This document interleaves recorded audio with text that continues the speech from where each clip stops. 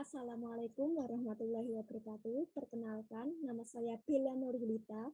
Ingin mempresentasikan hasil kerja saya, yakni tentang materi evaluasi kurikulum pada mata kuliah telaah kurikulum.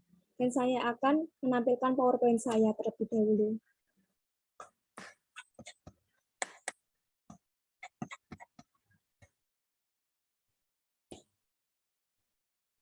Yakni materi yang akan saya bahas, yakni evaluasi kurikulum.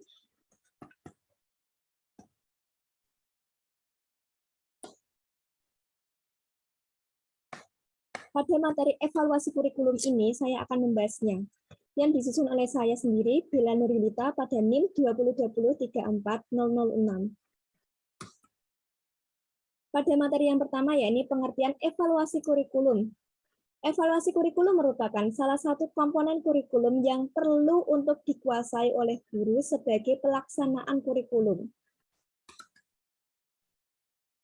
Selanjutnya, yakni evaluasi kurikulum. Ada bagian-bagian fase evaluasi pengembangan kurikulum, yakni yang pertama adanya tujuan evaluasi kurikulum, yang kedua berbagai konsep atau model kurikulum, yang ketiga yakni model yang disarankan.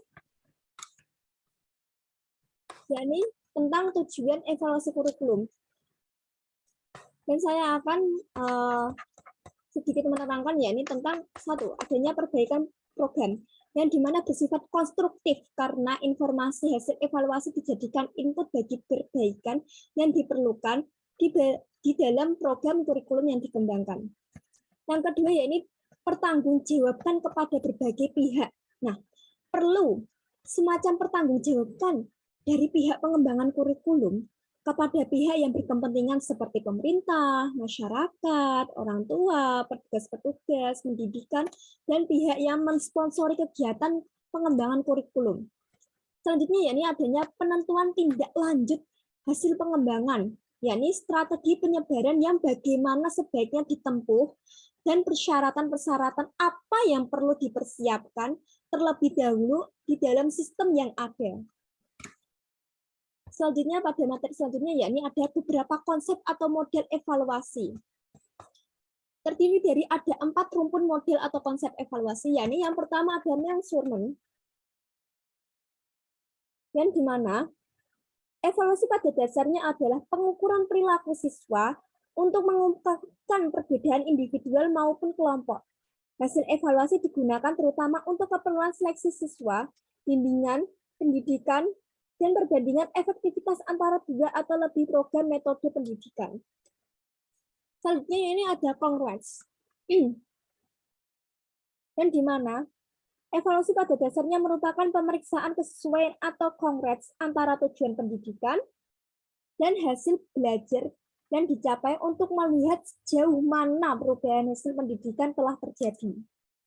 Selanjutnya ada illumination, yang dimana evaluasi pada dasarnya merupakan studi pengenalan, pelaksanaan program, pengaruh faktor lingkungan, kebaikan, dan kelemahan program, serta pengaruh program terhadap perkembangan hasil belajar tersebut. Nah, evaluasi ini didasarkan pada judgment atau pertimbangan yang hasilnya diperlukan untuk penyempurnaan program nantinya. Selanjutnya ada educational system evaluation, yang dimana evaluasi pada dasarnya adalah perbandingan atau performance setiap dimensi, program, dan kriteria yang akan berakhir dengan satu deskripsi atau judgment. Hasil evaluasi diperlukan untuk penyempurnaan program dan penyimpulan hasil program secara keseluruhan. Pada materi yang selanjutnya yakni model yang disarankan. Setelah mempelajari secara cermat tentang berbagai berbagai konsep atau model kurikulum, dalam mengevaluasi kurikulum tentunya diperlukan kecermatan Anda untuk memilih model mana yang dianggap tepat. Nah, pada uraian berikut, Anda dapat mencermati konsep atau model yang disarankan dalam melaksanaan kurikulum. Setiap model, termasuk model yang keempat, yakni atau Educational System Evaluation, memiliki kekuatan dan kelemahan ditinjau dari berbagai segi. Hal tersebut berkenaan dengan model yang disarankan. Dikemukakan hal-hal sebagai berikut, yakni Untuk memperoleh gambaran yang menyeluruh tentang kurikulum yang sedang dikembangkan, model educational system evaluation tampaknya merupakan model yang paling tepat.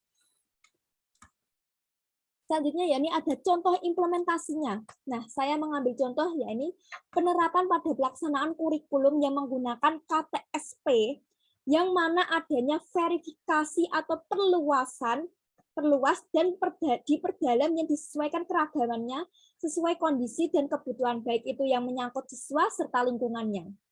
Nah, pada kurikulum KTSP ini memiliki 4 tingkat kompetensi, yakni kejelasan kompetensi dan hasil belajar, penilaian berbasis kelas, kegiatan belajar mengajar, dan pengelolaan kurikulum berbasis sekolah. KTSP tersebut memiliki proses pembelajaran yang konvensional, yang dimana dalam pembelajaran hanya berpusat pada guru. Namun setelah adanya evaluasi dan pengembangan kurikulum kini, telah diubah di mana pembelajaran harus berpusat pada siswa, bertujuan untuk siswa lebih aktif dalam pembelajaran. Itu dia presentasi dari saya, kurang lebihnya mohon maaf jika ada kekurangan. Sekian dari saya. Wassalamualaikum warahmatullahi wabarakatuh.